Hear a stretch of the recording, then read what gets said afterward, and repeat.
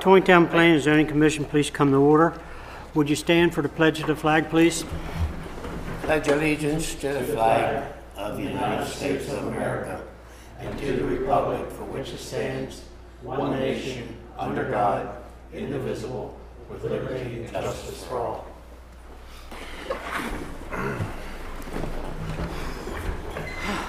I'd like to welcome everyone here this evening. Bobby, would you like to introduce someone? You want to start off with that? Just with an introduction. He's itching to hear. Don't you want to review the minutes? Don't you want to review the minutes? Not yet. Oh.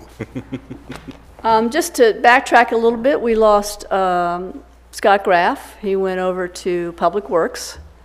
I filled in for a shorter time than I thought it was going to be, but I've been the fill-in liaison planner for the city. We have reorganized. We have a new person on staff now. We've reorganized a little bit.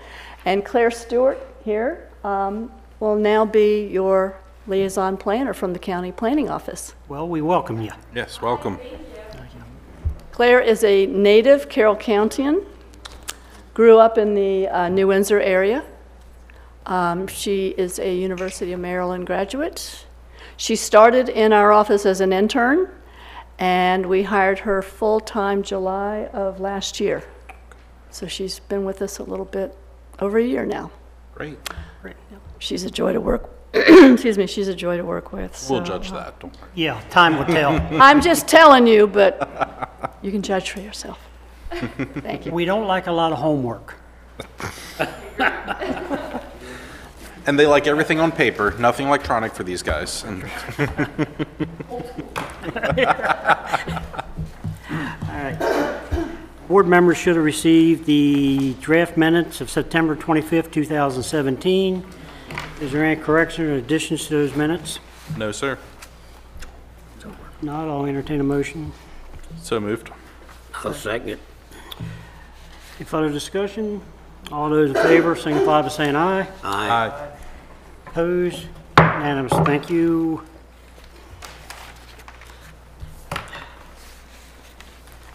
Delegation and action items. Carroll County Public School, presentation of electronic message display board sign for Taneytown Elementary School, site 100 King Drive. Jim, would you start us off with that? Sir, This Jim. that Jim. In your packet, there's a kind of a concept rendering for the sign. The idea is to combine the Northwest Middle and Taneytown Elementary, since the middle school is kind of back off the major street. So I think we've figured out a way that we can have this move forward without too many hurdles. So we'll get into that in a little bit after we hear about the sign. All right, any representative for the school board? Hi there, I'm Jim Marks, Supervisor Construction for Carroll County Public Schools, and thank you for having us tonight. I also have Christy Farver, she's Principal of Taneytown Elementary. Ray Nowicki, he's Purchasing Agent in Purchasing Department. And Dave Watkins, Principal of Northwest Middle.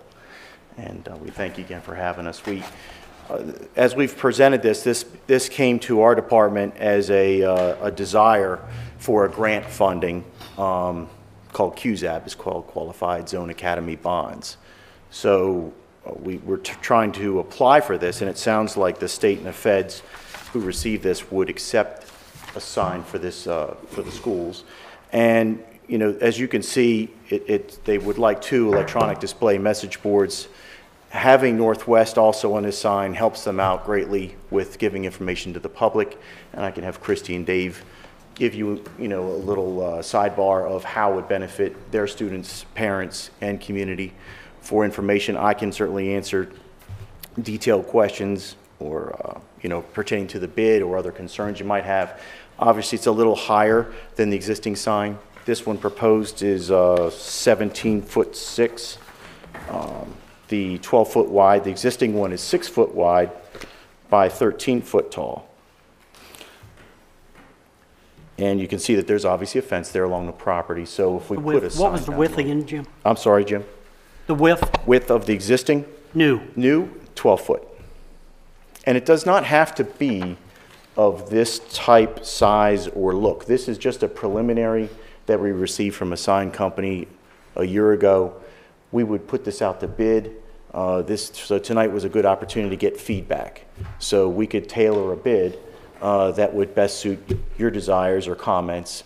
We realized that the code allows some exceptions for public entities. We feel that there was some discussion about the off-site nature for Northwest Middle. I realize that has really good intent in your code because it's for, like, say, an Antrim putting a sign on Wance or Wance sign on Antrim or any other entity that's not really there, you know, with the advertising, and we understand that. But we felt that it would be nice to have Northwest on there also since they're setback. So if you'd like, I can have Christy and Dave come up here and explain a little bit how it'll benefit them and maybe controls or... Feel free to do.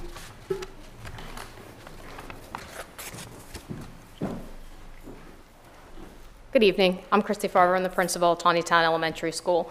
Currently, the sign that we have right now is old. The letters no longer stick to the sign, so we do need to replace it or take it down. Because we're a Title I school, we are regulated that we have to communicate with our parents and our community. So a sign would be pertinent in order to do that. Not all of our families have emails or get the newsletters. They receive the letters, but you know, sometimes it gets lost in translation. But the sign also helps in allowing for reminders. We thought instead of, Northwest has never had a sign to be able to communicate, and they're still our families, so we thought that it would be best if we could combine the signs, so that way both schools could communicate with all of our families and they'd get all of the information together instead of doing two separate signs, because that would be an awful lot to do. We like the idea of having the electronic sign because it can be turned off, it can be remote accessed, so it doesn't have to be on all of the time. It can be, you know, if there's a curfew in the town, we can turn it off at 9, we can turn it off at 10, we can put it on for special events. We can put it on at certain times in the morning and stuff like that in order to be able to communicate effectively or more effectively with families. One of the other things that kind of helps with the sign is in today's day and age, if there was something that was going on, we talk a lot about lockdowns, our kids are very familiar with that. If there was something going on in the school and we didn't want to bring attention to it, this kind of gives us the ability through a computer that someone can actually access it and put on that sign, please call 911. So outside people would actually realize there's a problem in the school, we need to do something about it without alerting the person or the danger that may be in the school. So that was another big thing that we would be able to do, where the current sign that we have, we don't have the ability to do that. And both schools would be able to do that. And with it being remote access, we could send messages from pretty much anywhere because it's all web-based. Okay. Mr. Watson? All right. Good evening. I'm Dave Watkins. I'm the principal at Northwest. Just like Chrissy was saying, just to add a little bit to what she talked about, we're always looking for ways to communicate with our parents. We do that primarily through email. Now we send out a weekly bulletin, but not all parents have access to email. So with this system, I mean, we get 100% of the Taneytown students, we get 100% of the Elmer Wolf students, and we get 77% of the Running Mead students. So if we can have another way that we can communicate to our parent community, would be really helpful for us. Christy mentioned that we currently do not have a sign. So when she mentioned the idea of adding Northwest to the sign, I mean, I was really thrilled to hear that there's an opportunity for Northwest to have that communication piece as well. And then the off-site access, I'll be able to update the sign, make changes, and you know, sometimes we have signs and parents drive by and say, well, you got a mistake on the sign. They call and they want to talk to the principal, and you know, we can sort of update the sign. So we would really appreciate if we could get this sign up and going.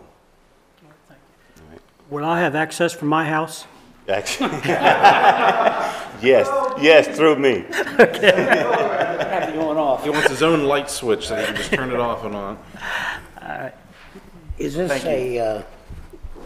this a moving message or a flashing message? Well, one of these types of signs can be both on how they're programmed. They can. There's not much space on here. Right. Unless it's a moving message. Yes, sometimes if you guys have driven by Francis Scott Key lately, you've seen their sign. It would be similar to that in nature. It could be three color. There's lots of different types of these, you know, from if you've driven by Westminster High, that one's got just yellow letters on that one with no flash or three colors. Some of our elementary schools just have red letters running across. You know, we can tailor this bid to incorporate that if there's lots of controls. Now that these signs are becoming more commonplace, so they're becoming more affordable. They were very expensive in the past, so. Henry, yours is, it's not a moving message, is it? No. It's a flashing message. Well, It doesn't really Can you make it flash. move? it change, yeah, we can make it anything, move. yeah. We can make it In other dance words, even you if you can want either to. let them move or flash. You can put anything on these things. And we've already put, like in this, when it was spring, we had a flower come up and bloom. So we've had a lot of action type things as well. No, but I mean, does the message keep going this way? It repeats itself, yeah. Yeah. I mean, it's like a slideshow on a Because there's not television. much, there's not much space here for a flashing message. Right, and what's important is you're driving, you know, the speed limit, we hope, down Trevanion, is that you won't want to put too much information that is hard for you to miss the message, and that's probably what you're getting at. If you put a slow scrolling thing across, you miss half the sentence or whatever, so it's important that whoever programs it to get the important information there, and people don't miss it as they're going by. Do you have an idea what the size of the actual message area is going to be, or what you're looking? Yeah, looks like each of the two message areas, the display areas, are 6 foot 6 inches wide by 2 feet 1 inch high. So you're splitting Yes. the screen for one and the two schools? Well, the Right. two separate screens, yeah. One, Yes, yeah, one that's- display board's going to be higher than the other. Okay, so they're gonna be, Right. Yeah. And again, this is, we can also tailor this differently if it needed to. Well, let's look at some, Jim, can you help us out here on some of the hurdles? Like, since there's well, start with, what's the hurdle of Northwest and the elementary school being on the same post? I think we've come up with for lack of a better term, an argument in favor of being able to combine. If you'll think back to the Sheets site plan, the current Sheets site developed across 3 different parcels. Right. It was, you know, it's all, the whole operation is owned by Sheets. The underlying properties are owned by 2 different property owners, but we were able to treat that as one site without having to consolidate the parcels. So there are signs at both entrances, even though the building is not on the same parcel as the sign in one case for one of the signs. So we kind of have precedent of a similar situation here with the 2 schools. I believe there are, I think it's 5 parcels owned by the Board of Ed between the 2 schools. There's, you know, the parcel the middle school is on, and then there are, I think, 2 small parcels adjacent to Kings Drive, and a third one sort of between the actual school building and the where the parking lot is. So it's a little confusing to look on the tax maps and try to piece it together. But they're all under the same ownership. They're contiguous, so you know, it's something of a similar situation. So you know, the schools are obviously operated by the same overall entity, just like the Sheets site is, you know, operated by Sheets. So I think we've kind of got precedent in a situation where we've got multiple parcels and one owner for in the Sheets case, business, and in this case, I'll say the schools. Is the owner the Board of Education or the Carroll County Commissioners? It's Board of actually Ed. Board of Ed. Okay. I think that's a relatively recent change, isn't it? I think Typically, school properties are owned by the Board of Education, and other properties are owned by the Board of Commissioners. It depends. But if it's a school site, it's typically owned by the Board of Ed. Okay. So that, I think, can get us past the off-premise aspect. It certainly would not have been my first thought, but I know this. Well, it sounds reasonable, so it's, So right. I think it's, you know, as I said, I think we've set precedent for something like this, so I think we can get past that hurdle. I was thinking of it like a shopping center. I mean, where you have multiple uses on one property. It's the same idea to me. Right.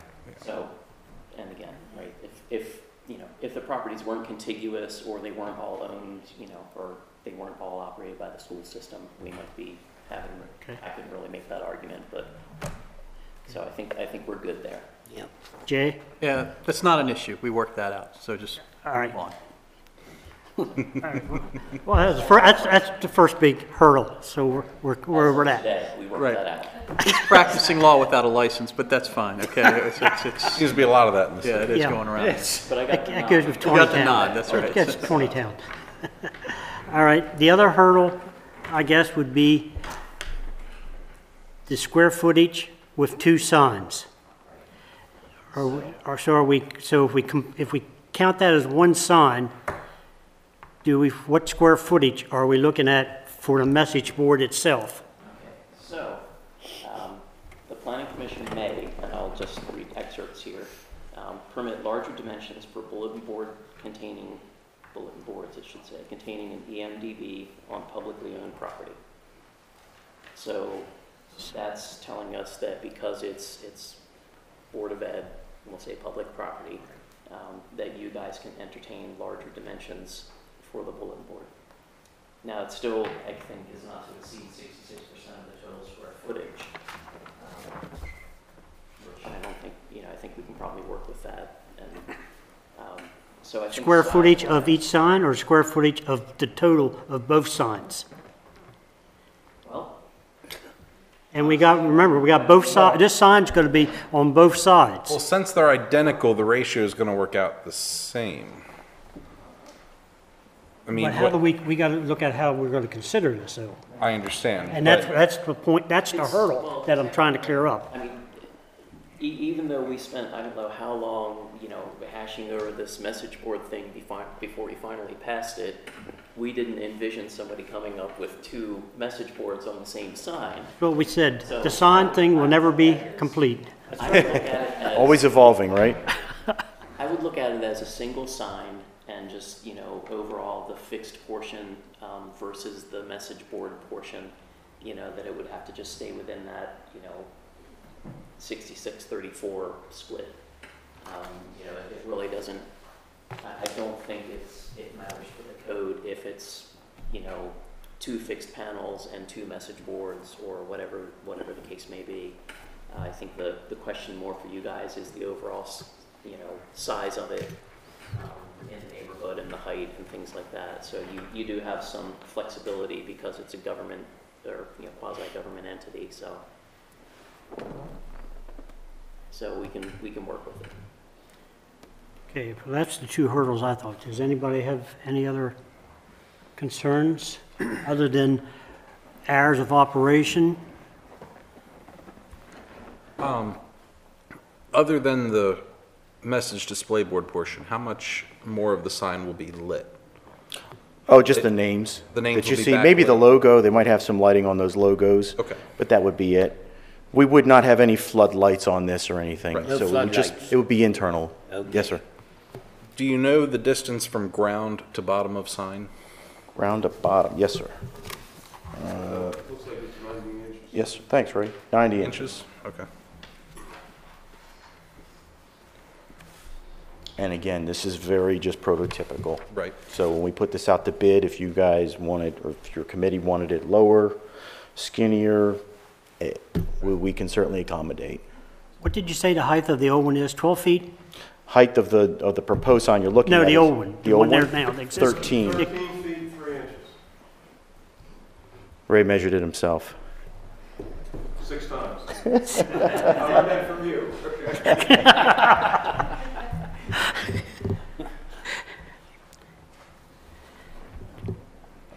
Okay, 13 feet, 6 inches. Okay, anyone else have any questions or comments? Real quick about with the mascot emblems on it. Looking at the picture, it looks like they're kind of cut out and separate from it. Is that true, or is that an issue with the graphics itself on the page? Yeah, they're just supported by Okay, so by they're pipes in circles, they're between. not on top of a Correct. square. Okay, very Correct. good. I still think the screen looks awful small. Are they lit? Looks awful small to me. Are they lit? They can be. I'm not sure. I haven't seen that in the description from the first proposal. We can leave. I think the desire from the discussions with the schools and Ray with the first contractor that was putting this together was a way to separate the two without making it 6 by 2? really hard to understand what you're looking at. They'd have a lot more message space. Certainly different colors could be offered. That's why they were showing that.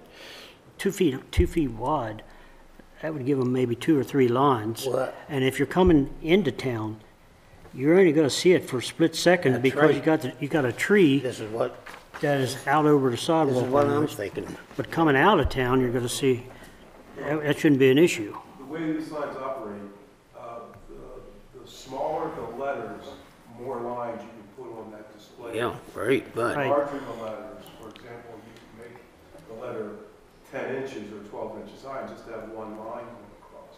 If it's a more Right. important message that you want to get across. it's in a 25 mile per hour speed limit too. That helps some. Yeah. We were also, There is a, you know, and I don't remember there is a ratio that you have with speed and the letters, how big they need to be for them to be readable. Well, when the car's moving, you know, you can't read a whole lot at that's one right. time. Well, and certainly all of us are driven by signs where they're blinding you. And that's certainly not any desire here because we don't want anybody distracted behind a wheel. Well, that's right. And we respect the part of the code, of course, for reflection into neighboring houses. I think that's probably part of their desires on the size here is to not make something that's going to be flashy and distracting. If it's too big of a sign like the city of Taneytown has, you can't read it all the time. No, Correct. Because they put too much on it. Correct. You're exactly right. And same way with the, Yeah, you can't Small read it all. letters. You can't read it small letters. Right. same way with the driving range coming up from up 140. Yes. At Yes. 55 miles an hour, Yeah. you're lucky to be able to, You're far away and it's Yeah. hard to read it. And the other thing was in the summertime, maybe they could help the town out with advertising for your 4th of July parade or other events in the park, you know, that's not school related because we're out. So maybe there's an opportunity for that. So you're gonna let us control the sign? Well, no, yeah, probably can't do that. But through some conversations with the schools, I'm sure there'd probably be something you could work out for community events. Because that's really what this is all about. I mean, it's about the community, so informing them and if there's a chance they can help out with other with events. some of the other options, instead of shutting the sign down at 10 o'clock at night, is there an option of maybe dimming the sign or the intensity Yes. of it so it stays on? Because there's Sure. traffic on that road all night. Yeah. They could also just leave a static message that doesn't flash, doesn't move, just stays there. And yeah, there's lots of options in the Yeah, programming. you know, the trend within the school system, schools are getting these signs. You want Ray up here? I want to get him up here. Well, the top part, the can't top hear part it. of the signs will always be lit. They won't flash or anything else. They're always gonna be on regardless, right? What's that? I'm sorry? The top where it says Northwest Middle or 20, whatever. Correct. That's always gonna be on, Yes. and that's not gonna be a real bright light. No, just backlit with some fluorescence inside. Yes, That that's would how be- wide, 6 the feet, 6 dimming inches, kinda works 2 like feet, you- 1 inch. In your vehicle, during the day, it's real bright, at night, it's dimmer. Yeah, exactly. I agree. You need those school decals on there in your message area? Well, that's It's- You part need of the branding. decal. I don't need it. I'm in construction department. I'll build what they say. The But they, That's the- decal or the mascot is That's- what the parents is going to help to pay for, right? yeah, Yes. come on up, Ray. I'm trying to get him up here. We'll need Ray to talk. I'll get you back in time for break. No break. 8 o'clock. No, I'm kidding.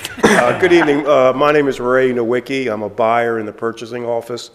And as I was explaining a few minutes ago, I've handled probably most of the signs that we purchase for the schools in our system. We have 40 schools right now. And I don't know the exact number, but I'm sure there are over 20 schools that have these signs. And a lot of them are in neighborhoods, and we have the same situations as we have here. You know, we dim the lights, we turn the lights off at 9 o'clock. Generally, the display boards are very similar to what the size of these display boards are at the other schools. I think maybe Westminster High School might be kind of large because it's a big sign, but if you look at Liberty High School or Winters Mill High School, those signs are relatively small, similar to this sign these signs that we're proposing here. Now, did you have a question? I'm trying to think of the reason why I came up to the podium here. The panels with the mascots, I guess. The mascots, yeah. Oh, the mascots.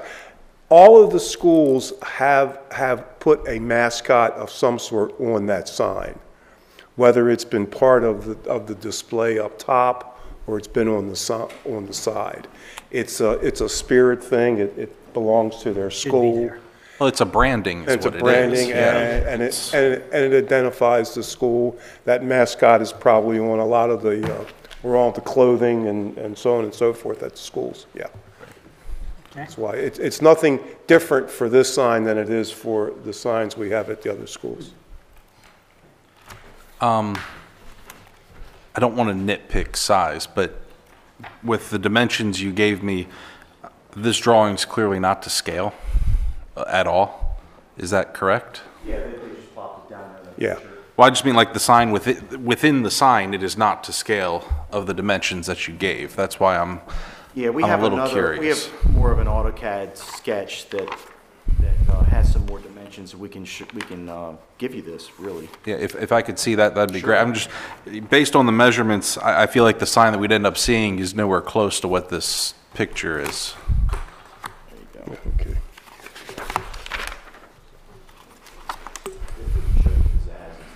Well, who needs pizzazz anymore?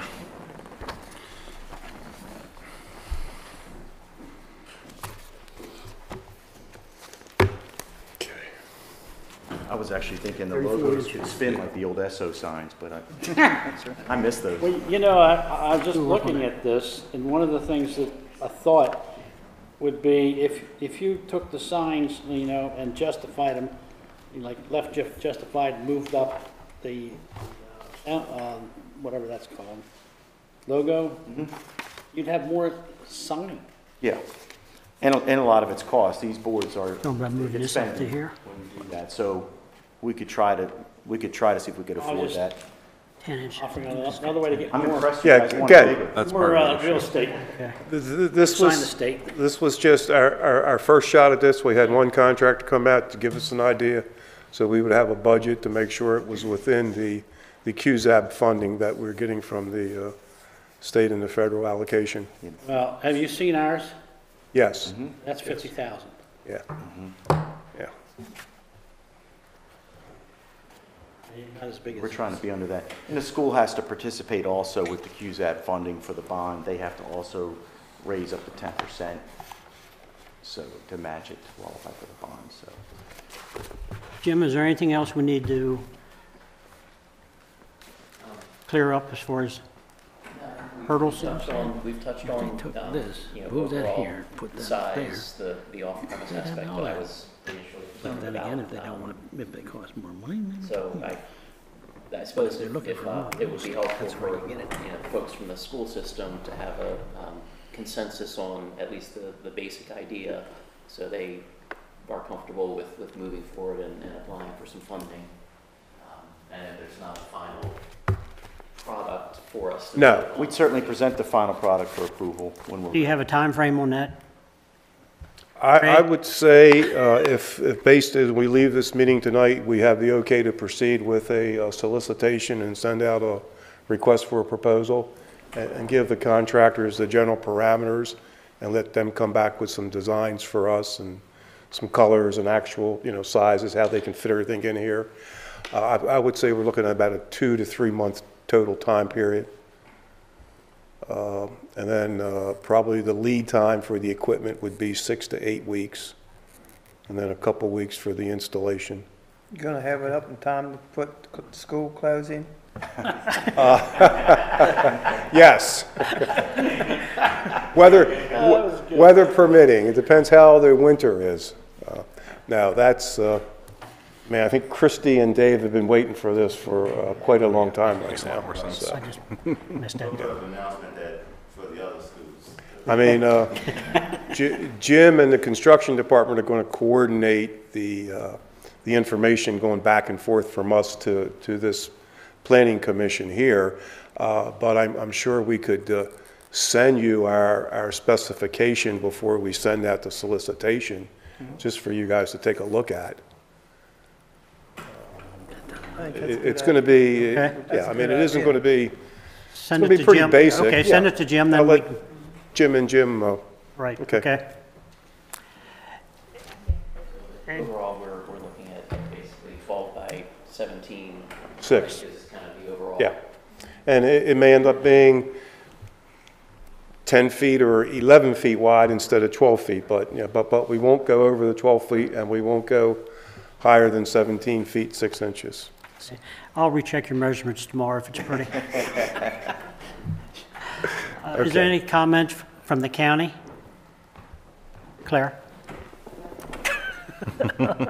See, we already pushed you out. She's, You want to come up? Okay, My and only concern is that when the text is moving, and you're driving. Yeah, it's tough. hard to read. For me, I'm speaking from my eyes, it's easier to see a static message and read it as you're passing by. And as Jim said earlier, we can program that into the sign, where a message can remain there for 30 seconds or Yeah. whatever time, yeah. Okay. Okay, good. Okay? Okay, so I guess, Jim, what you're asking for is to get the consensus of us? Okay. I'm in favor. I'm in favor. Thank you. Ollie? I'm in favor. I'm in favor. Okay, the consensus of the commission, we're in favor of the concept? We'll call it as a concept? Yes, absolutely. Yep, Okay, thank you appreciate very it. much. Thank you very much, appreciate it. You want this back, sir? You can keep it. Oh, great, thank you. Jim, I'll let you know when we have the pre-bid meeting, okay? Yeah. I'll be there. bring your ruler. A big ruler. And pass it on to Ray, I said hi. Thanks, Jim. Thank you, folks.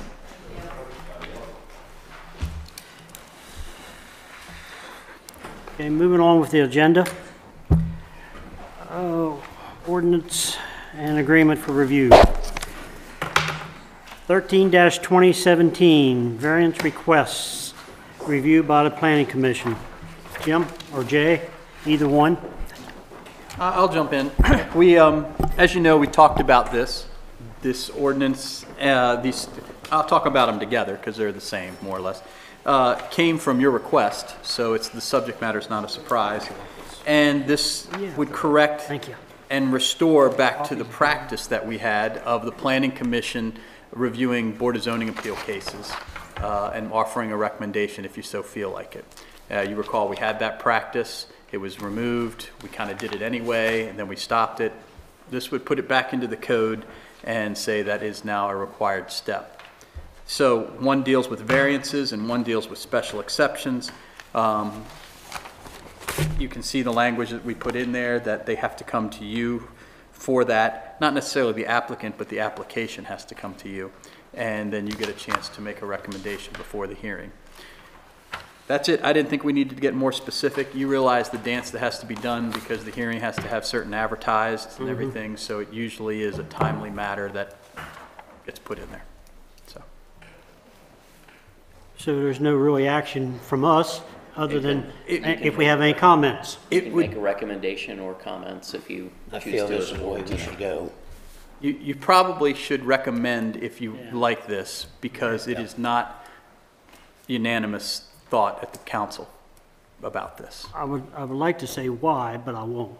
You know why. Right. So, George, put that in the form of a motion or something that we recommended. I'll make a motion that we recommend the adoption of or presentation to the council of ordinance 13 and 14, 2017. That this is the way we want it to be. Good. And I'll second that. Any further discussion? All those in favor signify by saying aye. Aye. Opposed, likewise, it's carried. Thank you. I abstain because of my position on council. Okay.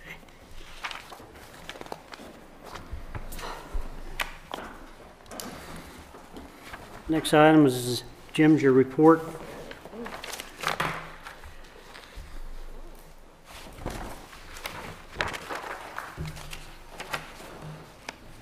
I guess we're already down to,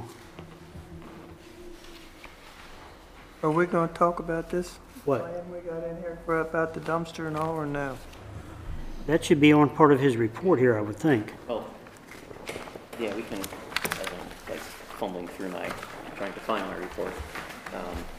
You mean the Okay, we already talked about. as-built you're talking about, Holly? You're talking about the as-built? Yes. Yes, okay. Okay, we can start off with that.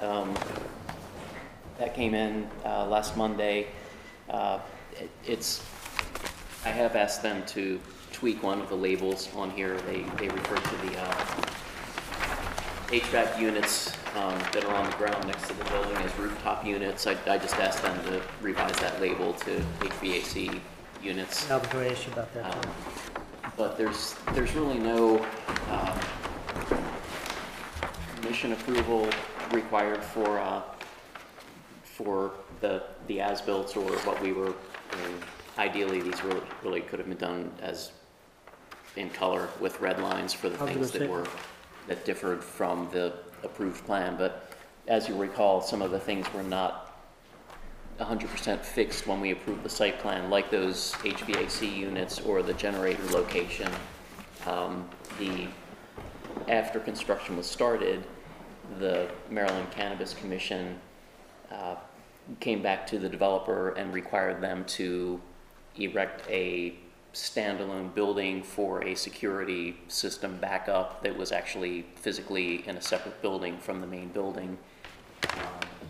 And we did, allow those things to move forward, knowing that as the Cannabis Commission reviewed things that they were going to be requiring changes. They didn't have anything that was really substantive that changed the nature of the building, the ingress, egress, any demand bump facilities, anything like that. These are all just kind of minor changes as they went through the construction process. So we're treating them essentially as, they're not red on the plans, but essentially as red lines that Chairman Parker if Chairman Parker and I agree with those changes, and we've kind of discussed these pretty much as the project was moving along, because as they worked through the process with the Cannabis Commission, they were getting revisions and directions to do this, do that. So we were able to keep them moving by not having them come back to the Planning Commission for every little, the location of the HVAC units. And we talked about that when they were here going through the process also. So this is really more just an FYI at this point. They provided more copies than we really needed, so I figured you guys could see what the final product was. I think most of you have managed to get out there. I know not everybody's been able to, but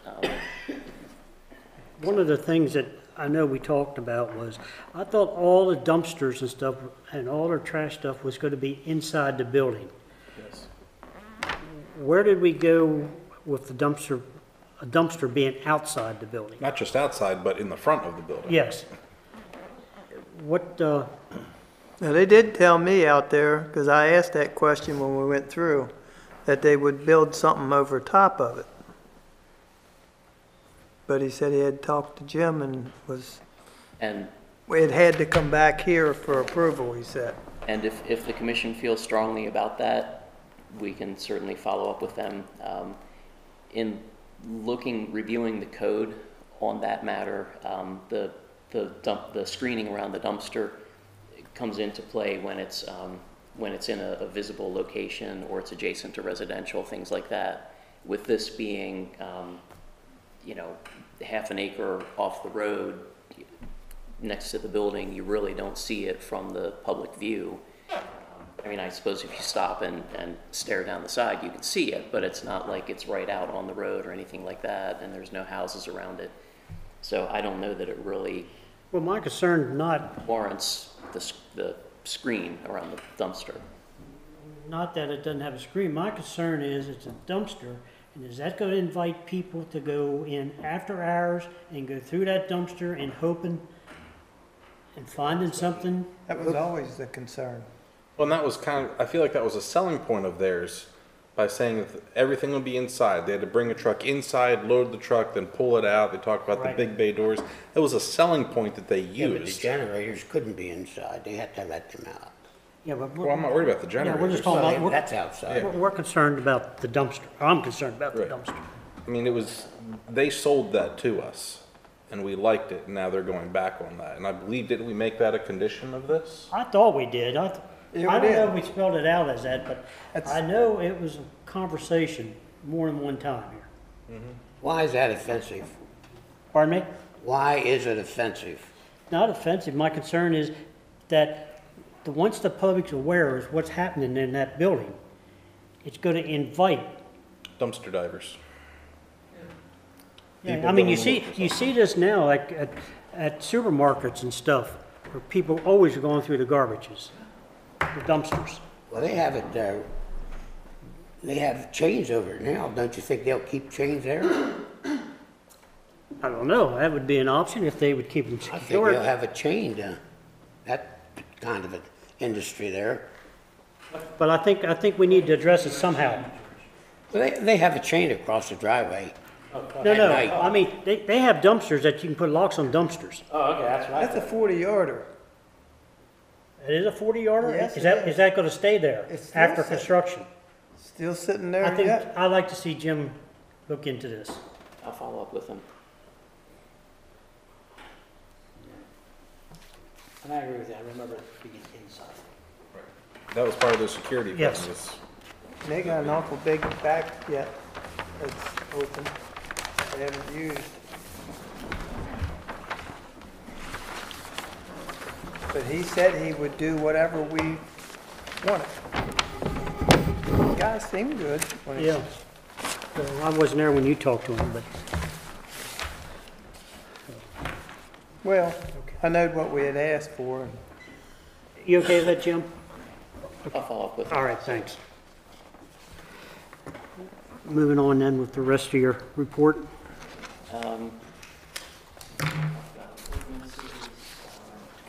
Hitchman. Yeah, we met with the representatives from the Hitchman and their engineer from BPR and talked mostly about stormwater. They weren't real happy about not being on tonight's agenda, but the plan didn't come in until this past Monday, and there wasn't adequate time for the site to be posted 14 days before the meeting, so I had to bump them to next month. But at any rate, they have some work to do on stormwater. There was the engineers had a lot of questions about how they could pursue the environmental site design aspect, and honestly, a lot of the stormwater stuff is over my head between what the two engineers were talking about. So Brian Lubinow from CDM was here this morning to meet with them also. So we spent actually a couple hours talking 90% about stormwater design, and there may be some opportunity for the site to utilize the existing Free State Heights stormwater management basin for quantity, not for water quality improvements. So they'll still need to do water quality features like bioretention areas and things like that, like we see on most of our recent site plans. But they may be able to make those facilities smaller by utilizing the existing Free State Heights pond. But there's a lot of investigation needs to be done on that first, so the engineers are working that out at this point, or will be. So we need to see if there's capacity for that additional volume and things like that. So they will most likely be before you next month with a concept plan. I do actually have copies that I can distribute. I didn't want to I didn't want to include it with your packet since it's not on the agenda, but, you know, if anybody would like to have it to look at between now and next month to give you a little extra time to review it, I certainly can, you know, pass them out tonight, get them off my desk too. But officially, you know, the concept will be presented next month. They do not intend to use the driveway that they came before you guys on a few months back.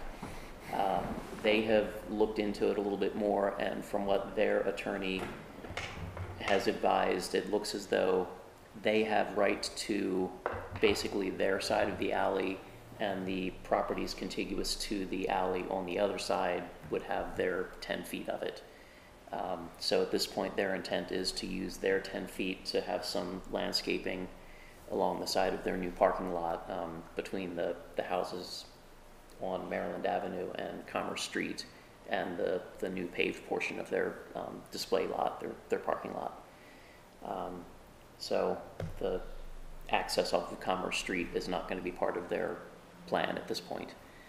So they didn't want to take additional time to try to figure out ownership and, you know, petition different owners or anything like that to try to acquire it.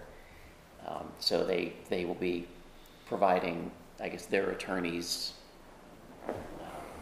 something in writing from their attorney to indicate his findings that I'm sure I'm going to pass on to Jay for him to take a look at also. Are you saying that they have 10 feet in the part that the city said they didn't want to give up? Right. Yeah. And we never found anything that said it was the city's. It's just on a 1923 plat as a driveway. 20-foot driveway? Yes.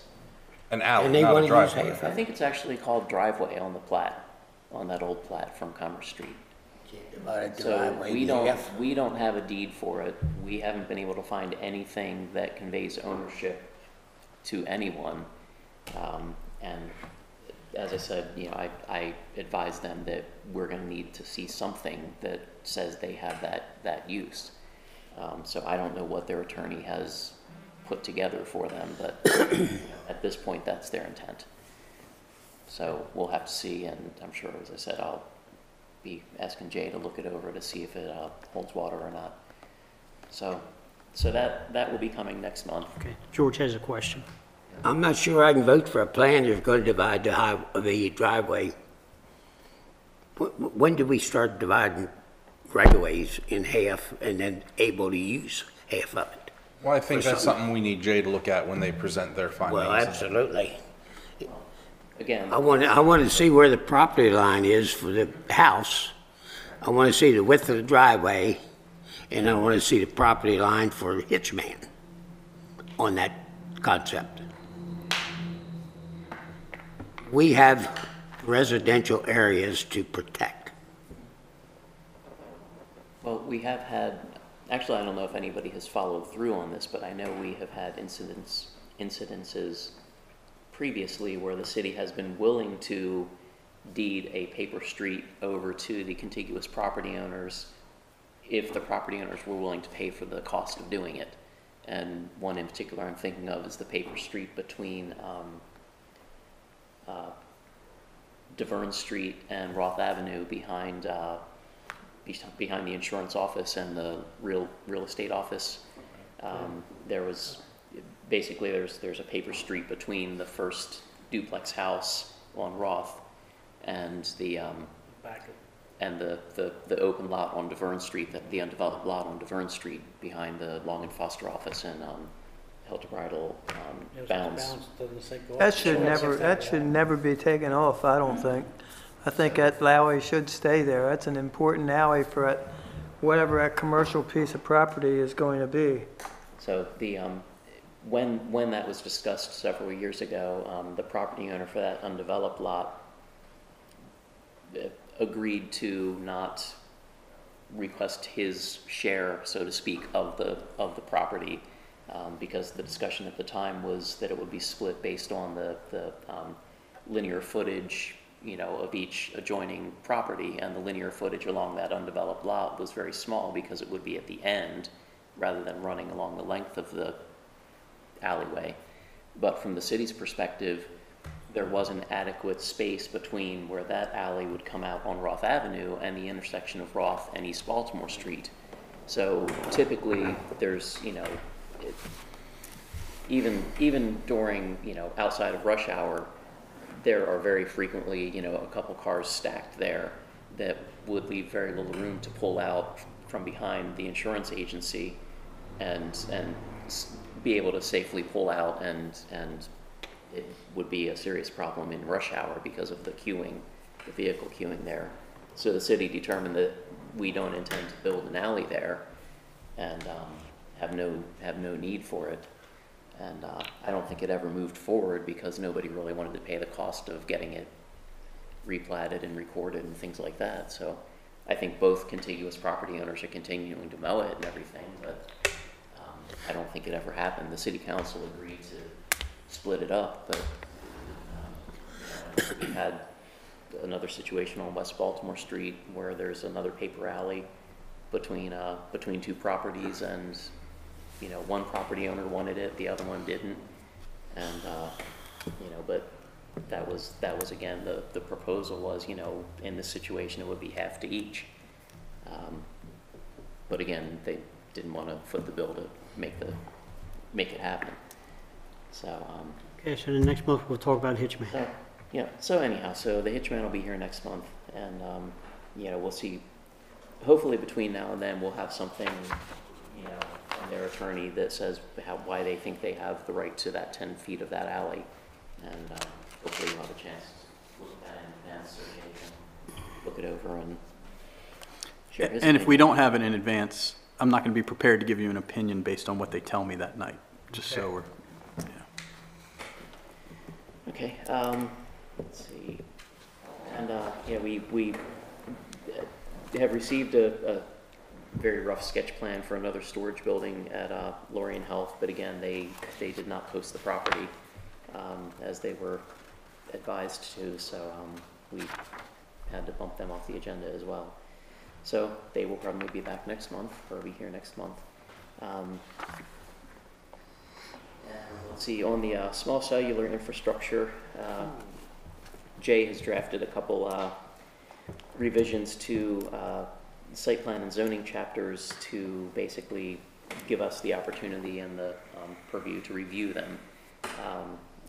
And the changes are not major. It's just basically adding some new language to site plans that will include above ground infrastructure. And Do you have that chapter number? Do you have that chapter number on hand? What it is? Site plans is chapter 181. And then there will also be some language added to the zoning chapter to, I'm not sure if we're adding a definition there or if we're just I don't know what I did, whatever we did. Referencing, and this hasn't been introduced yet, so it'll come back to you for comment because, it will be a zoning ordinance, at least one of them will be.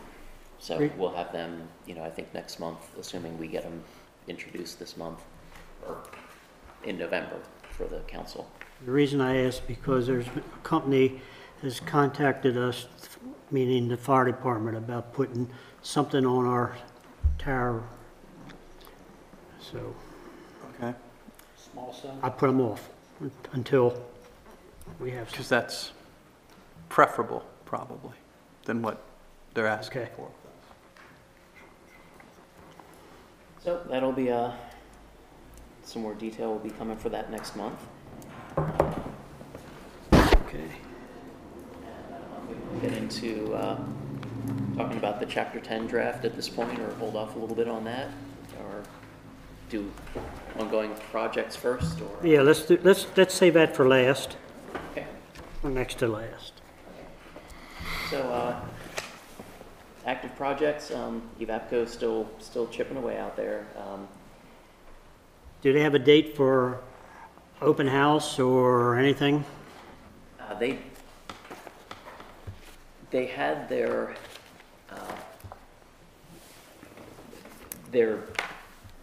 big event last month, and I'm not sure if I spoke to it at our meeting or not, but they they basically had all the contractors away from the site for the day that they were doing their big tour, which was Yeah, from Baltimore, yeah. the whole show that they, you know, they wanted to be able to show the new building off while they had their worldwide sales meeting in Baltimore. So, you know, the bus loads did come out. It was kind of funny to see all the equipment gone from the site for one day, and then the very next day it was like, you know, a hustle bustle of activity again. I'm sure that cost them a couple pennies. Yeah. But they pulled it off, and you know, I think they were happy with the but I don't know at this point. I haven't heard any opportunities for you know, commission members or staff to have a look at the facility yet. So if that opportunity is offered, I certainly will let you guys know. I don't have anything new on Meads. We're still waiting for the PWA to be signed, surety to be posted, same thing on the county end. You know, I know there's been a little bit of communication with Meads, but overall, it's still pretty much where it was a month ago. I mentioned sheets last month. It turns out, looks like we still need to get some administrative stuff finished up for them before I take them off the list. So when I started to go through their file, I saw that we still needed to get an agreement from them. So we're not going to release their escrow or anything just yet. So let's see, Creekside. They are supposed to be starting the brake iron sidewalk. It was going to be either today or tomorrow. So I was out there this morning and nothing was happening. So I'm assuming it's tomorrow. But they have, it was supposed to be starting October 30th and 31st. Grading and sidewalk installed on November 1st was their plan. They've hired Barlow Concrete. That was their schedule. So as I said, I was out there early, I guess about 9:30 this morning, and nothing was happening at that point. I didn't get back out there later in the day though to see if anything happened. So hopefully by next month we'll see a sidewalk there. They're working on relocating the transformer. We've talked about that a couple times. The one that's on Stubb Street leading to the Huffman property that's actually off of Creekside's property. They've entered into a contract with First Energy and paid the fee to relocate the transformer. Let's see. And they've contracted with MT Laney for the Route 140 sidewalk, but they don't have authorization from SHA yet because part of the work is going to be within the right-of-way. So that's where Creekside is. So they're, you know, continuing on with baby steps towards the sidewalk. Let's see. I think that's about it on the project updates. Where are we at with the water line going to our bed and breakfast? They've been working on that now for a couple of weeks. Yeah, that I did not get a chance to touch base with Public Works today. They were digging it back up today. So I don't know what the issue was. I'm assuming there was a leak or something in the new line, or that it didn't when they charged the line and pressure tested. Apparently, maybe they had an issue with that, and so I'm not sure what was going on. But they had equipment back out in the parking lot. So we thought they were done with that part, and we were just waiting for their parking lot and driveway area to be ready for pavement, and then they would patch the alley at the same time. But they were back there excavating again today, but I didn't get an opportunity to touch base with Public Works to see what was going on. Well, they were digging up there around the fire plug. Yeah. At Carroll Record Lane. Right. So I don't know what the problem was that they had to go back in there for that. So Okay. Is that it then for yours? Is that it for yours? Jay? What do you all want to know about small cell service? Tell me everything you know. Yeah, within Really? 5 minutes. Okay, well, I'll tell you twice then. Twice. So you know what small cell services are, these new type of antennas that provide cell service in a small area. They're like boosters, okay?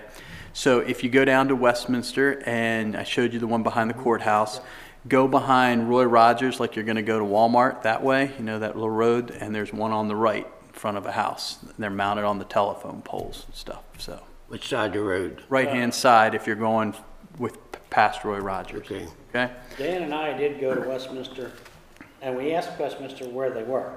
Well, we found a whole lot more of them than what they told us about. I mean, we've got pictures, I mean, everywhere we went, there seemed to be another one. That Westminster didn't know was there, I or? don't know if they know they're there, but there's a lot more than what they confessed to have. Are they putting How them many- off Bumgarner Avenue now? Here, Yeah. they shouldn't be putting anything up What's the right now. pipe going underneath the ground back there for? I don't know. I don't know. But they shouldn't be doing anything. Reals is digging under the. with Yeah, the they're ground. working back in there. Yeah, they're working. This is for, Well, it might be Comcast, I don't know what it is. It could be. I didn't go back. I thought They maybe. put Blue conduit? Blue? a big red cable. Red? That Somebody big come and round. told me that they were putting cell towers back in there, and I said, I don't know what you're talking about. Okay, so the story is small cells are regulated by the Federal Communications Commission. And so the small cell companies believe that they are exempt from local regulation. So there is a debate about that. And our mayor is on the Maryland Municipal League's Legislative Committee, and they are putting in a legislative priority of some sort. Nobody knows what it says because it's not thought up yet. That will basically allow local governments to regulate the stuff. Okay. However, the company that's approached us is like a representative company, you know, like an agent. So they're here on behalf of one carrier. There may be more in the future as this comes out. And they act like they are letting us regulate them now, meaning that they are saying it's easier to work with you than have you stonewall us and fight us and things in court. And we're more reasonable than some of the bigger cities. I was on a task force with Rockville and Gaithersburg, and it's just different down there. So they wanted to talk to us about that. So the staff got together and tried to figure out how can we regulate them. And we came to you and said, is this something you want to do or not? And you said you did. So we figured that what we need to do is we need to define these types of facilities, and we called them above ground infrastructure, I think is what we're going to call them. And after we define above ground infrastructure, we're going to make above ground infrastructure apply in site plan reviews. So that's the theory, is that if you wanted to do above ground infrastructure, you now fall under the site plan review process. So you'd have to come into the process. And we know the procedural parts of the process that protect everybody's notice to the property owners, you know, signs and things like that. You guys get to look at it. And I say look at it in quotes right now because I'll get to that. We also need to change the zoning ordinance, which is what Jim was talking about, because there's an issue about poles, about where they can apply in the zone. And we basically want the zoning ordinance to apply to poles and things like that, because that's what these things are. The question is going to be, what do they look like, where are they located, and so on and so forth. And you can imagine if you go look at my Roy Rogers one, they're on a pole that's already there. So there's more stuff hanging on a pole, but it's not anything new. But the companies across the nation believe that they have the right to come in and put a new pole in the ground, like a new telephone pole. And they've said that they could make them 100 feet high. So imagine if that happened in front of your house, because it's a state right-of-way, and they said, I'm just going to put it right here 100 feet high. That's a, horse of a different color. So what we wanted to do was say we want to regulate this, and the people that are interested in coming here right now are agreeable to regulation. But what we haven't figured out is what are the details of regulating them. So we know you get to talk about it, but what do you use to say, You can have a pole, you can't have a new pole. You have to have poles that are 25 feet high, 50 feet high. You have to try to put them on existing poles. You got to put them in vaults.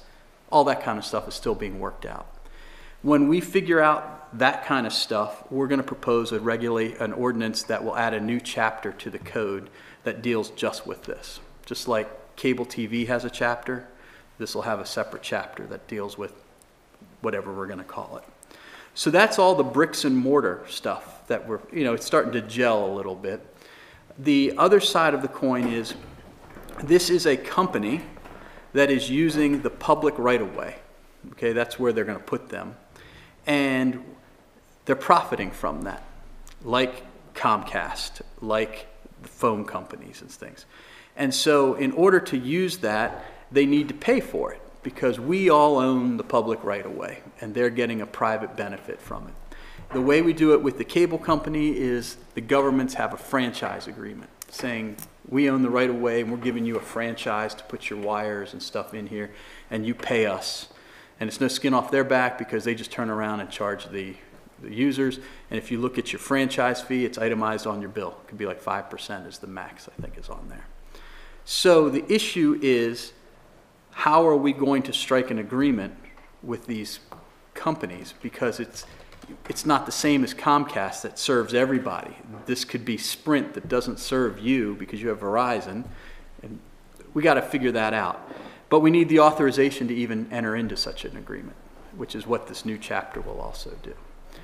This is kind of groundbreaking. Other towns are starting to do it. It's all kind of new. And everything, just like in life, is reasonable. If we're reasonable in dealing with it, they're going to be reasonable back. If we're unreasonable, they're not going to be. What I mean by that is down in the Montgomery County area, they were saying, all right, you want to put a pole here, the franchise fee is $250,000 per pole. Okay, nobody's going to pay that. It's unreasonable. So that's when you end up in court in the FCC and things like that.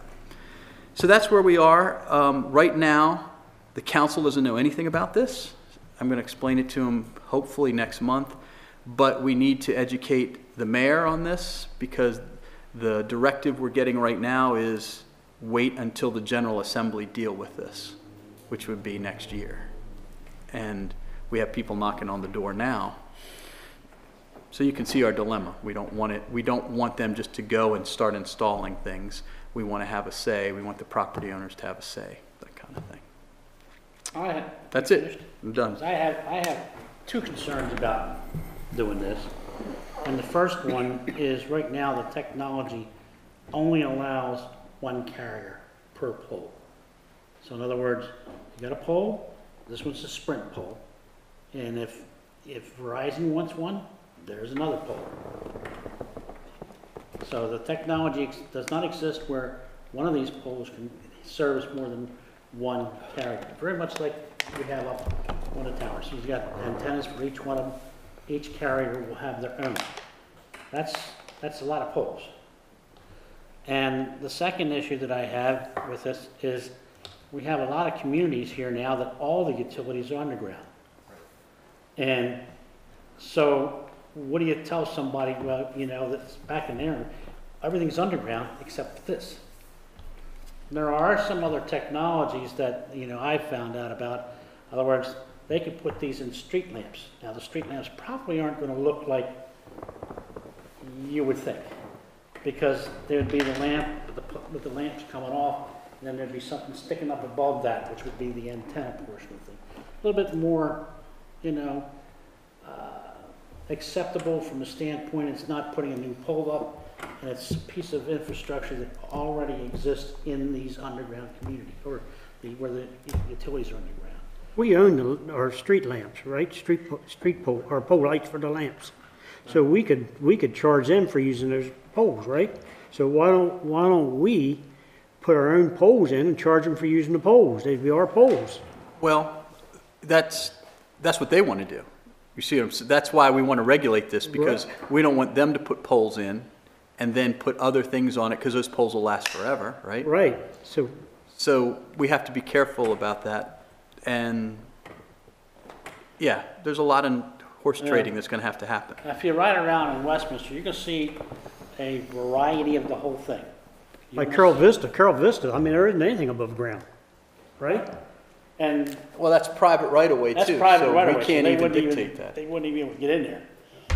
But if you go out to the new developments, that's what we're talking about, is that we spend a lot of time and money making sure the stuff's underground. And for somebody to come out and slap a pole, Oh, yeah, right. first of all, you're not going to be happy as a property owner, but we're not happy in the fact that this was the way we wanted it, and now, so there's a lot of stuff that has to happen yet. You're saying there's really nothing that can stop them from just sticking a pole in front of someone's house? Well, If they say, screw Taneytown, we're not gonna work with you, we're gonna do what we want, they can just pull up to a house and put a pole in front of it and say. nobody's done that yet, but supposedly they could say that, yeah. And then we would go That to would be court their to get an position. injunction, and I'd have to be all lawyer and wear a tie and stuff, and, you know, we don't want that to happen. Yeah. What was Earn the your money. fiber optic line put on back in the, off of Bumgardner? Right behind the first rail, what's that, street, right behind, The fiber optic line? yeah. I don't, that could be cable, I don't know, like a FiOS They spent a line. lot of time back in there doing it. Jim, is there anything coming up for what we're Everything's going to, the underground conference now. we're going to? There was something on there towards on Friday morning. If it doesn't, if we have the opportunity, maybe you should bring it up. At the fall conference, there was at least two to three sessions that I know that were on this very topic, of which I know I went to one and you went to one too, right? So, Why does it take so many poles? because Think of you it like a have- street light. Think of it kind of like that it's only gonna shine in the area where the pole is. And then on top of that, that one is only good for Verizon. Yeah. If Sprint wants one, and what they do is they come out and they map out the signals, and where those signals are weak is where they want to put them. So you would have, more coverage. Okay, well, I think we'll be hearing more about this in the next couple of months. And you may want to monitor the council and be involved at that level. I can't imagine what this is like to go through the council, but that'll be fun. All right. Don't roll your eyes. I'm just thinking how I'm gonna start drinking, that's all.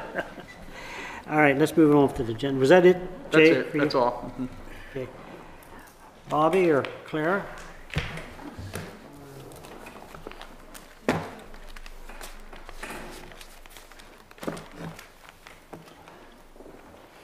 I can't remember if it was last month's meeting or maybe 2 meetings ago. The Planning Commission was talking about municipal parking lots and where they might be located in the city and how Last month. far Last people month, might be willing to walk to them. Yes, and last so month. forth.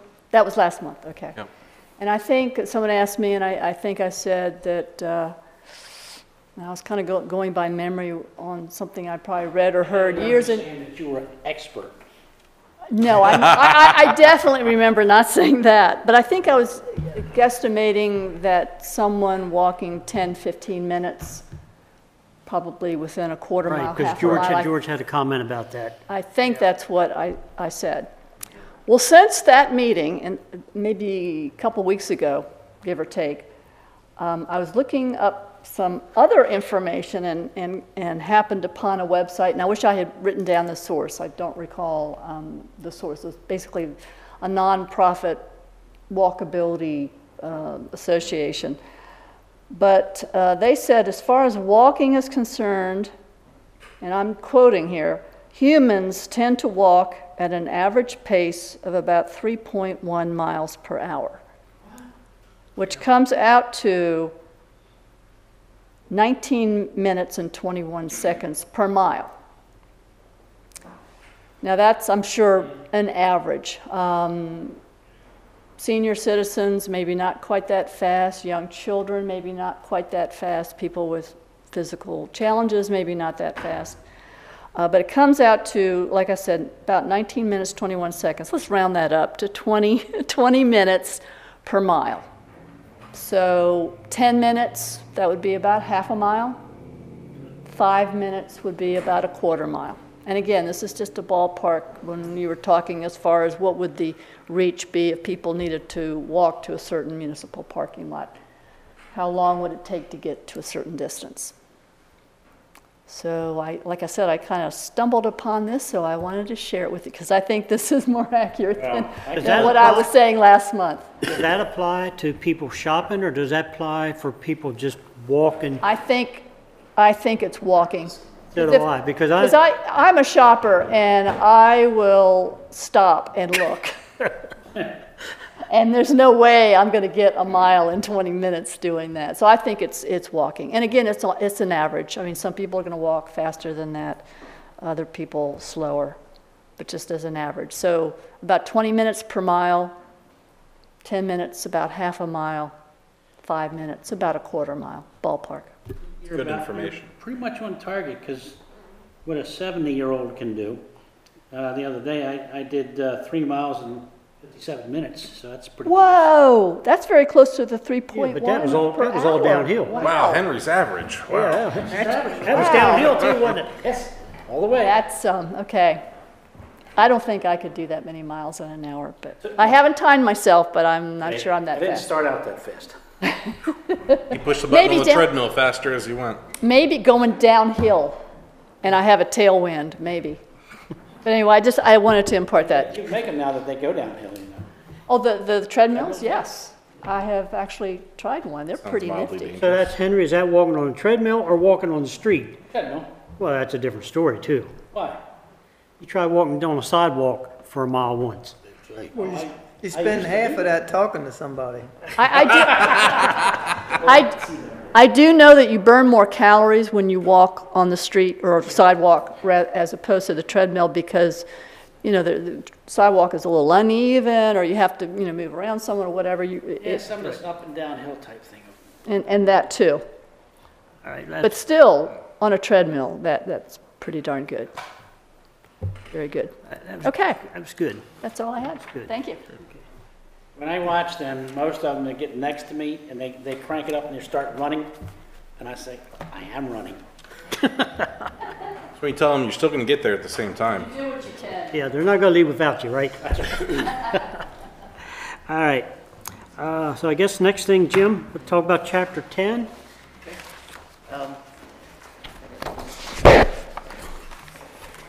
So trying to, You put a lot of time in this. Did everybody read this whole thing? I did. No. This is what I was talking about homework. This is more than one night's homework. again, this the is, comprehensive plan is very important, and it's important that you read it. It's important homework. Yes.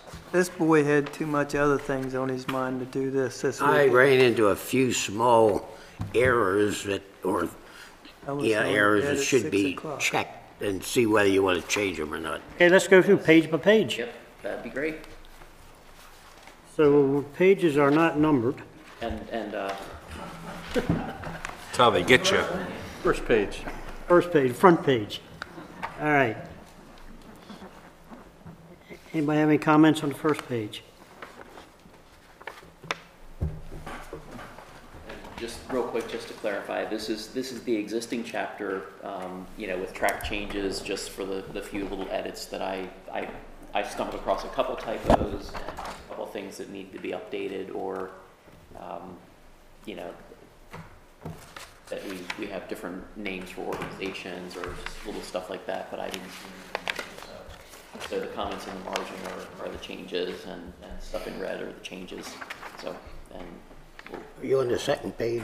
Not yet. I wanted to mention, the only one thing I found out, and I want to mention it now because it took me maybe 3 nights to go through this. There wasn't anything in here about the ambassador program that started in Taneytown.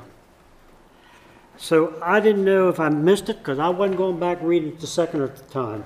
So if I missed it as we go through these pages, point it out to me. that might be something for another chapter. And I'm not sure it's still going. Yeah, I think it happened, didn't it? Well, okay, page 1. We'll go to page 2.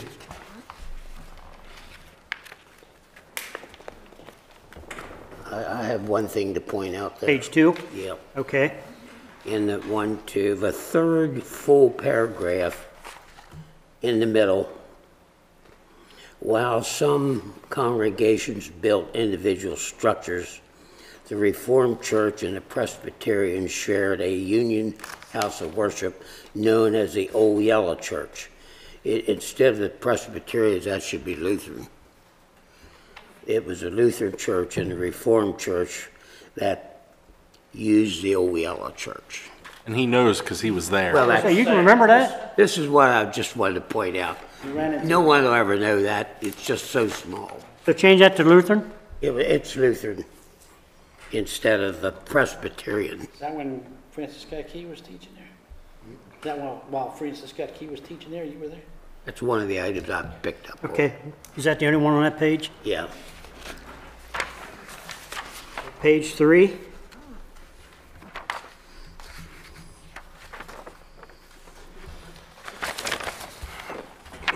Page 4. Yeah, I got another one there. Was that about post-war? Page 4. Blue Ridge Rubber Company, down in the middle of the page. Yeah. The Blue Ridge Rubber Company, which produced durable, waterproof casual shoes. There's no such thing as a waterproof casual shoes. It should be produced durable, waterproof, and casual shoes. It's two different items instead of one item there that you're talking about. They did boots, right? Yeah, waterproof would be boots. Boots, yeah. And then casuals would, that's why you need the word "and" in there. Okay. And then, although ultimately rebuilt, the plant was then operated by the Cambridge Rubber Company. It would make a lot of people think that the Cambridge Rubber Company and the Blue Ridge Rubber Company was two different companies, but it's just a new name. When they came down here, they used Blue Ridge because Blue Ridge was prevalent around here. Even the street back there was Blue Ridge Street. And then when they reopened their business after the fire, they transferred the name to where they came from, Cambridge. Massachusetts, right? Cambridge, Mass. Right. So basically, that second sentence, I think, could be eliminated and say something along the line that within 1 year, it was rebuilt and opened using the name Cambridge Rubber Company. It's not a different company. Maybe a reference to them as perhaps the parent company or something like that. Well, they used the parent company name. Together. Right. Yeah, that's all they did. I would just say, Plant was then after renamed. being rebuilt, Yep. it opened under the name of Cambridge Rubber. Where they Company. came from. They came from Cambridge, Mass. So they used Cambridge Rubber when they reopened instead of Blue Ridge. Larry, you looked a little stunned over there, but George is our historian, believe it or not, what, 92? George? 92? Will be. We all will be eventually. We hope. So when we look back, he's the guy with history from way back. Well, and he worked for Cambridge as well, so he's That's very why I was familiar. there. Yeah, I worked for Cambridge. I gave him 42 years. All right, was that it, George? 2 years That's ago. it. Okay. That was page 4. Page 5.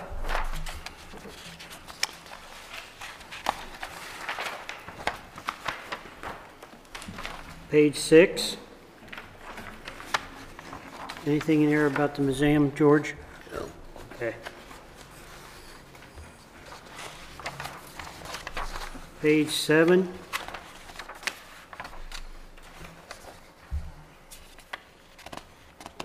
Page 8.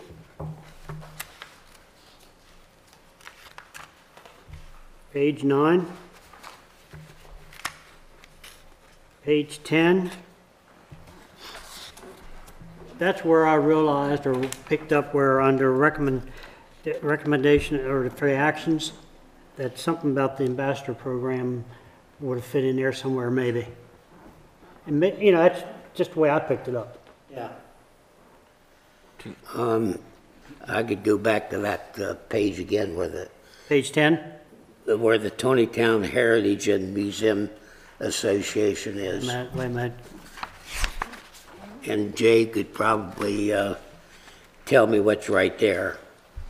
It says, Wait a minute. private, You're on page 8, is that what it is? I guess. I don't have it Heritage Tourism? We'll call it page 8. It's got historic preservation resources. Yeah. Okay. The paragraph says, private, nonprofit organization dedicated to preserving and interpreting Taneytown's past. They, should it be they or it? Probably it. Pardon? Probably it. I would think so. That was page 6 then. You're saying it displays, is that It displays items, not they display items. right? I didn't do well in English class. Well, I don't know if an entity is capable of a verb like displays. I mean, it's 9 a, o'clock, it sounds good. Yeah, Okay. I would buy this that. is our comprehensive plan. As we go forward a couple of pages, What page are you on? let's call it page 9. Okay. Yeah, there we go. Third paragraph down, a similar national effort underway, begun in fall of 2006, designated portions of Carroll. Should be designated or designating portions of Carroll? It doesn't flow when I read it. That's what I'm trying to figure out. I I'm was not looking at it as past tense. As- oh, because okay. Because it is now a national heritage area. I think when the 2010 plan was drafted, it was still in the works. Okay.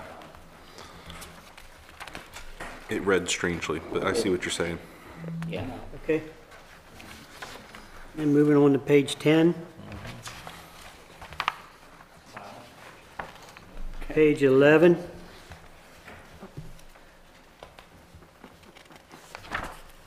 That's the last page. That's it.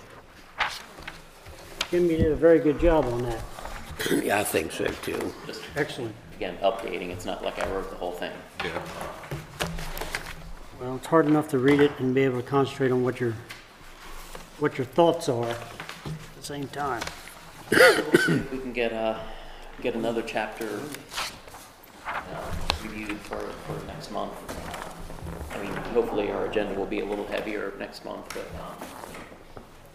with the Hitchman and the Lorien building, I'm guessing we'll probably spend some time on the agenda next month.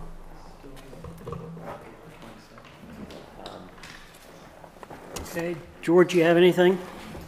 No. No, sir. Holly? Anybody? Okay, so it looks like our next meeting